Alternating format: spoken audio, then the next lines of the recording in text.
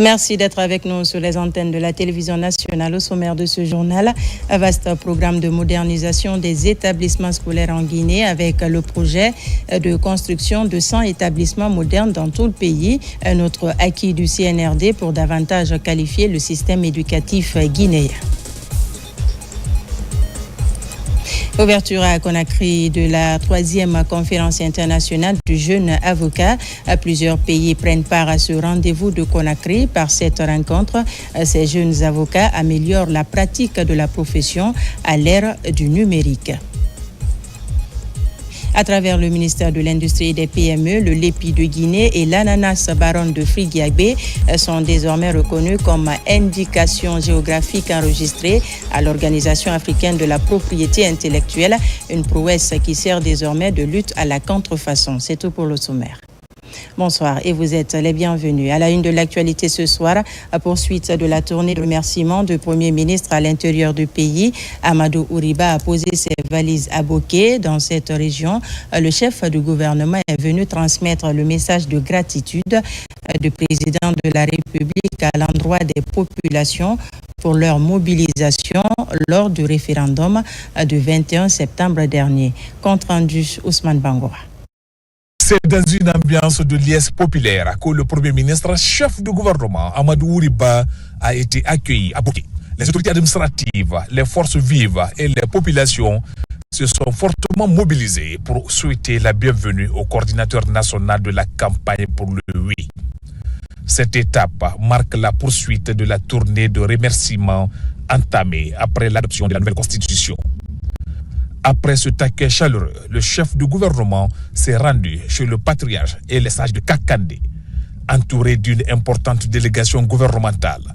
Il a transmis le message de reconnaissance du président de la République, le général Mamadi Doumbouya, aux autorités coutumières de Boké. Un moment d'échange empreint de respect et de symbole. Le Premier ministre a ensuite échangé avec les citoyens réunis à la Maison des Jeunes. Vos récentes tournées dans la région administrative de Boké dans le cadre de la sensibilisation, dans toutes les préfectures, ont été perçues et très bien perçues par nos paisibles populations. C'est pourquoi, et comme vous le savez déjà, pour la première fois en Guinée, un processus d'adoption de la Constitution s'est déroulé sans moindre incident, sans moindre heure, dans l'unité, dans la cohésion sociale.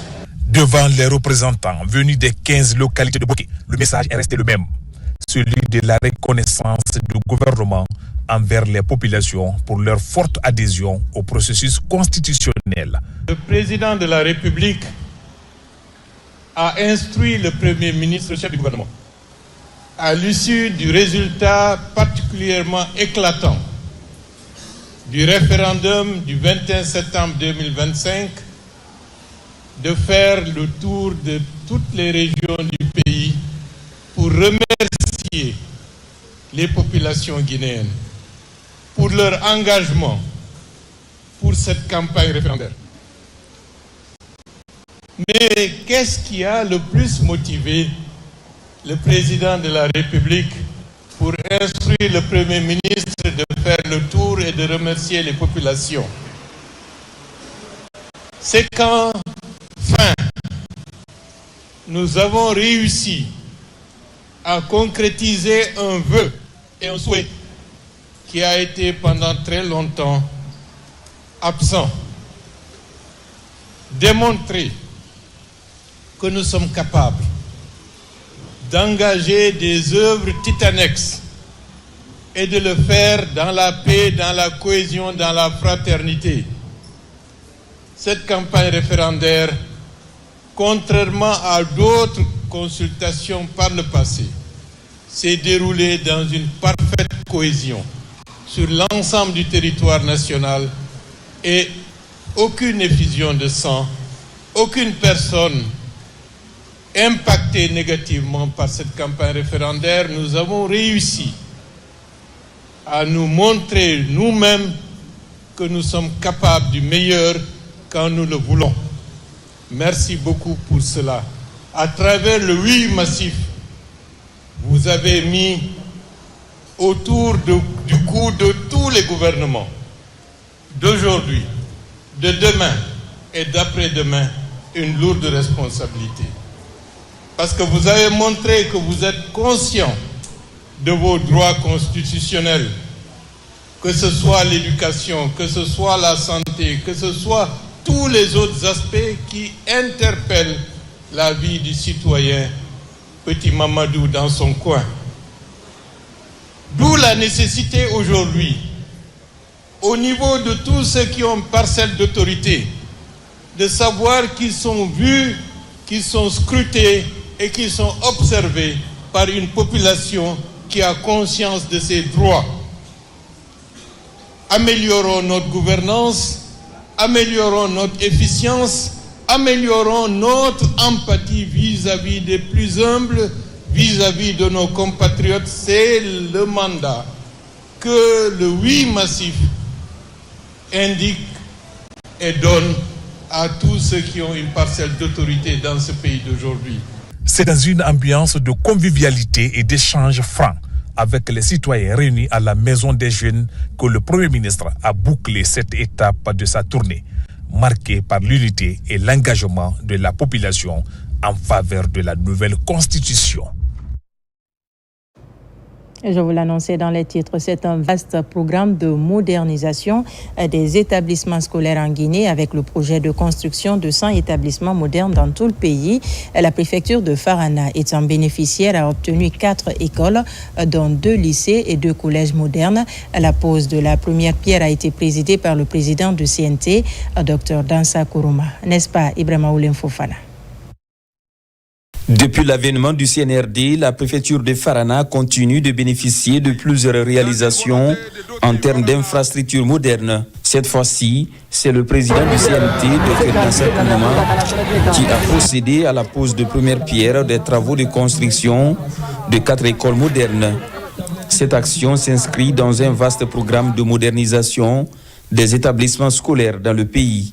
Mesdames et messieurs, en construisant ces établissements modernes, le gouvernement de la République, sous la haute clairvoyance de Monsieur le Président de la République, n'offre pas seulement un investissement dans les infrastructures, mais aussi dans le potentiel de chaque élève qui franchira ses portes. Ces établissements modernes seront équipés de technologies nécessaires pour préparer nos élèves aux défis du XXIe siècle. Ce projet s'inscrit dans le vaste programme de modernisation des infrastructures éducatives porté par notre département ministériel et mis en œuvre par le Service national des infrastructures et équipements scolaires. Il vise à réduire les inégalités d'accès à une éducation de qualité en dotant toutes les régions du pays d'infrastructures scolaires adaptées, durables, inclusives et résilientes. Ces infrastructures concernent 2 lycées et 2 collèges modernes. Ces édifices publics sont financés par le budget national de développement. L'entreprise en charge des travaux, SB Global, rassure tout de même la garantie des travaux et surtout le respect du délai d'exécution de 18 mois. Un bloc administratif composé de la cantine, de la salle informatique, de l'infirmerie, des bureaux des membres de l'administration, des salles de sciences et des machines.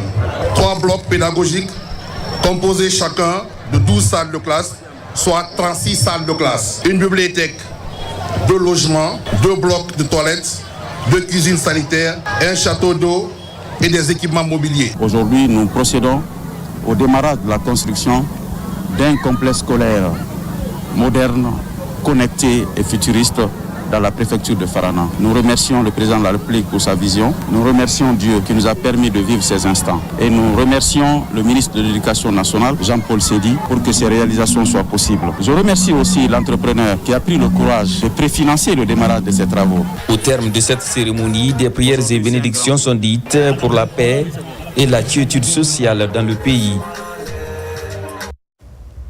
Par ailleurs, incinération ce matin à Koya de plusieurs quantités de drogue saisies par les services de sécurité, une action qui traduit la vision du gouvernement à lutter contre la drogue et autres substances nuisibles.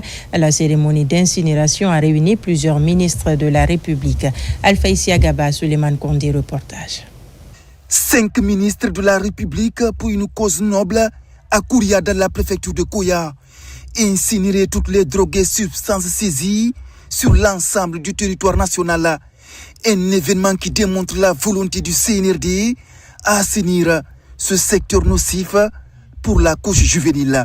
L'incinération que nous procédons aujourd'hui dans la commune rurale de Kouria, précisément dans le district de Tabli, n'est pas seulement la destruction physique de substances dangereuses.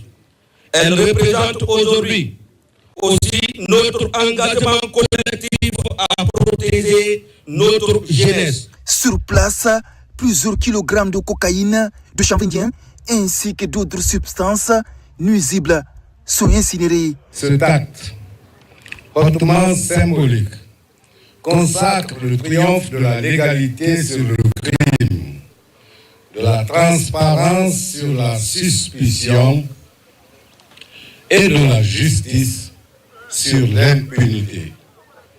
Il marque la volonté ferme du gouvernement guinéen de protéger la nation contre le poison social que constitue la drogue. Nous avons, à titre indicatif, saisi à ce jour, en vue d'être détruit, plus de 5 tonnes de cannabis, plus de 3 tonnes de kilogrammes de cocaïne, plus de 371 kilogrammes de cat et plus de 16 grammes de couche et enfin 194 grammes d'amphétamine. Ces chiffres ne sont pas anodins. Derrière eux, c'est plusieurs opérations menées nuit et jour, des heures de travail acharné et des sacrifices réels. Chaque année, ce sont plusieurs quantités de drogue qui sont saisies par les services de sécurité. Les opérations d'incinération sont pilotées par le ministère de la Sécurité et de la Protection civile. Et pendant ce temps, la diplomatie guinéenne amorce un tournant vers la modernisation. C'est dans cette optique que le ministère des Affaires étrangères renforce les capacités des participants venant de tous les secteurs diplomatiques au centre CEFOPED avec l'appui du PRODEC. Les participants sont outillés sur les priorités sectorielles de développement. Le point avec Makeme Donzo. La diplomatie prend un nouveau souffle en Guinée. Dans un contexte mondial en constante mutation, le renforcement des capacités des acteurs devient plus que jamais une nécessité. Avec l'appui du PRODEIC, un atelier de 4 jours est organisé au Centre de formation et de perfectionnement diplomatique autour des thèmes priorités sectorielles de développement pour une diplomatie stratégique et partenariat pour la consolidation de l'intelligence économique et stratégique. Les participants seront capables de maîtriser l'identification des secteurs clés de développement national et comprendre comment ils s'intègrent dans une stratégie diplomatique globale, d'acquérir les compétences nécessaires pour promouvoir activement les intérêts du pays à l'étranger et de renforcer la position nationale sur la scène internationale, d'être plus aptes à identifier et à exploiter les nouvelles opportunités de coopération internationale, d'investissement et de commerce pour le bénéfice du pays. Cette formation vise à permettre aux participants de mieux comprendre les rouages de la diplomatie d'influence tout en mettant en avant les intérêts stratégiques de notre pays sur la scène internationale. Depuis le 5 septembre, notre diplomatie a commencé à vivre une transformation radicale. Elle n'est plus simplement un instrument de représentation ou de représentativité, mais un mécanisme qui promeut la croissance en étant attentive à nos ressources économiques, technologiques et culturelles. Et bien entendu, à travers la mise en œuvre du grand programme de la vision du chef de l'État, le programme Simandou 2040, les diplomates de la Guinée doivent faire preuve d'excellence, de rigueur, tout en étant toujours réactifs et proactifs. Face aux défis géopolitiques et aux mutations globales, la Guinée entend repositionner sa diplomatie comme un véritable levier de développement, d'influence et de coopération régionale et internationale. Justice et c'est parti à Conakry pour la 3e conférence internationale du jeune avocat, une initiative de la Fédération des associations et Union des jeunes avocats, l'Association des avocats de Guinée et le barreau. Plusieurs pays sont représentés à ce rendez-vous de Conakry. L'intelligence artificielle, le foncier sont entre autres thématiques abordées. Ces jeunes avocats améliorent la pratique de la profession à l'ère du numérique. Tierno Younoussaba. Après le Burundi, Rwanda, c'est au tour de la Guinée d'abriter la conférence internationale du jeune avocat. Elle se tient sous le thème « La Fédération africaine des associations et Union des jeunes avocats ». 15 ans après, entre regards croisés et perspectives, il s'agit de dresser le bilan et de se tourner vers l'avenir de la fédération. Nous avons choisi des thèmes spécifiques et d'actualité. Aujourd'hui, quand on parle de la digitalisation, de l'intelligence artificielle, tous les métiers du monde sont bouleversés par cette technologie. Le droit aussi, le métier d'avocat aussi. Donc ce que nous attendons, c'est que les jeunes avocats s'approprient ces outils. Près de 15 pays du continent et d'ailleurs sont représentés. Un moment de partage d'expérience à l'ère du numérique. Ces avocats et juristes vont donc nouer des relations de collaboration professionnelle devant transcender les frontières entre les barreaux du continent. L'avocat de demain, c'est vous. Vous êtes la génération du numérique, de l'intelligence artificielle, de la mobilité, de l'ouverture sur le monde. Mais vous êtes aussi celle de la conscience et du devoir. Par cette rencontre, les jeunes avocats réaffirment leur engagement à promouvoir l'état des droits et le numérique dans la promotion de l'accès à la justice. Le choix de Conakry pour abriter cette conférence est une marque de confiance et de considération à l'égard du barreau de Guinée. En nous offrant cette belle opportunité, vous avez non seulement honoré notre pays, mais aussi rappelé la place essentielle des jeunes barreaux guinéens dans la dynamique africaine du droit. Le jeune avocat africain doit à la fois être le gardien du droit et l'acteur d'un futur numérique responsable. Sous le leadership du président de la République, son Excellence le général Mamadi Doumbouya, et avec la conduite éclairée du Premier ministre, M. Amadou Ouriba, le gouvernement guinéen a fait du numérique et de la justice deux leviers essentiels de la refondation nationale. Ces deux secteurs se rejoignent pleinement dans la vision Simandou 2040. Cette rencontre est le fruit du partenariat entre la Fédération africaine des associations et Union des jeunes avocats, l'Association des jeunes avocats de Guinée et le barreau. Ainsi, les participants s'inscrivent comme des défenseurs des droits pour l'accès à la justice et l'innovation dans la pratique de la profession d'avocat. En immersion dans plusieurs communes, le ministre de l'Hydraulique et des Hydrocarbures dresse un bilan contrasté de la salubrité publique entre progrès notables et défis persistants. Cette tournée révèle les réalités du terrain, une approche qui se veut pragmatique, mêlant constats sévères et pistes concrètes pour assainir nos villes. Reportage de Mariam Kamara. Kaloum Matam Sonfonia, le ministre a sillonné les communes pour un état des lieux sans concession.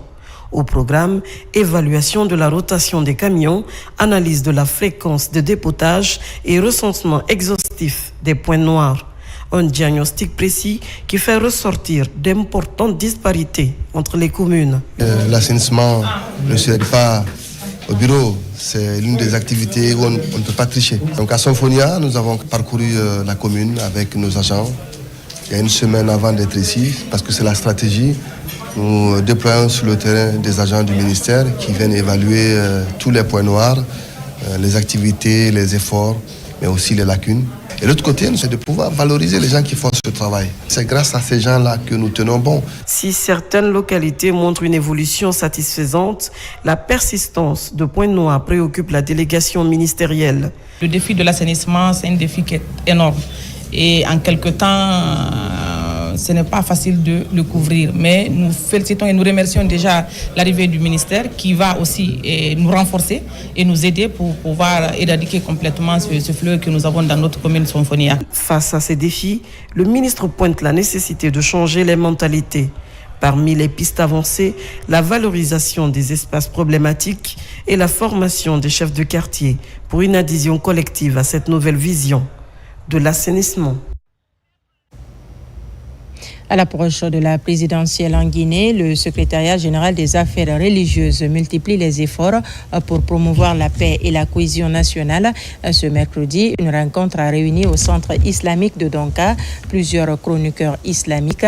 Objectif, renforcer les messages de tolérance et d'unité dans les médias avant, pendant et après le scrutin. Soriba Bangora, Marwan Kamara. Au centre islamique de Donka, les chroniqueurs islamiques venus de différents horizons répondent présents à l'appel des autorités religieuses. Le motif est simple, unir les voix des chroniqueurs autour d'un idéal commun, celui de promouvoir des discours responsables et apaisés dans les programmes radiophoniques, télévisés et en ligne. Qui nous dit de parler sur la paix et la stabilité. Et c'est ça le rôle d'un chroniqueur, surtout s'il est islamique. Nous sommes prêts à accompagner monsieur le ministre secrétaire général des affaires religieuses. Sa nomination à la tête de ce département nous montre le chemin. Et nous encourage à être avec lui. Initié par le secrétariat général des affaires religieuses, cette approche éducative vient renforcer la synergie entre foi et information pour faire des émissions religieuses de véritables actrices de paix dans la société. Leur rôle, c'est comme le rôle d'un imam dans une mosquée. C'est comme le rôle d'un prêtre dans une église. Donc ils doivent jouer le même rôle parce que les radios sont très écoutées, les télévisions sont très écoutées. Donc il faut que les communications soient basées sur la paix, sur l'amour des prochains et sur le respect strict des règlements qui seront établis et les principes par l'organe chargé de l'élection. Ils peuvent orienter le peuple de Guinée à respecter cela et à préserver la paix pendant l'élection et après l'élection. Cette démarche s'inscrit dans une série d'activités enclenchées par le secrétariat général des affaires religieuses pour garantir un climat apaisé dans le pays avant, pendant et après l'élection présidentielle prévue le 28 décembre prochain. Et cette bonne nouvelle pour la Guinée, après plusieurs années de dur labeur, le lépi de Guinée et l'ananas baronne de Frigiagbé sont désormais reconnus comme indication géographique enregistrée à l'Organisation africaine de la propriété intellectuelle. Le directeur général de cette institution en séjour à Conakry a remis ce mercredi aux autorités guinéennes les certificats d'enregistrement de ces produits. Abdul Karim Kamara.